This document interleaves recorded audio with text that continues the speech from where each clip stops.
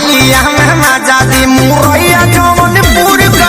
भाई लोग नमस्कार, मैं रंगा कुमार, आप देख रहे हो कुमार रंगा यूट्यूब चैनल में आपका स्वागत है। दोस्तों आप लोग बता दो कि सुपरस्टार खेसारी का आज सुबह में आया पुलिस सॉन्ग आया था मुरैया जौनपुर के, बहुत ही ज़बरदस्त का सॉन्ग था। और बता दो कि दोस्तों आप लोग मुझे 10 या 11 घंटा में आप लोग मिलियन हो गया है, लेकिन आप लोग स्टूडियो में होगा क्योंकि यहाँ पे स्टूडियो में नहीं, यूट्यूब में नहीं देखा है कभी भी नहीं, स्टूडियो में हो गया होगा मिलियन। और दोस्तों बात करें सुपरस्टार खेसारी यादव आज लाइव आया था और बोला था कि पियक्कर के आप लोग पियक्करा तो आप लोग जानते हैं, गोबर सिंह को जानते ही होंगे आप लोग, उसी के बारे में बोला कि दारू थोड़ा कम पीजिए क्योंकि आप लोग के शरीर के हानिकारक है। इसलिए सुपरस्टार खेसारी आज लाइव आके और ये सॉन्ग और थोड़ा सा क्लिप में बजाया था।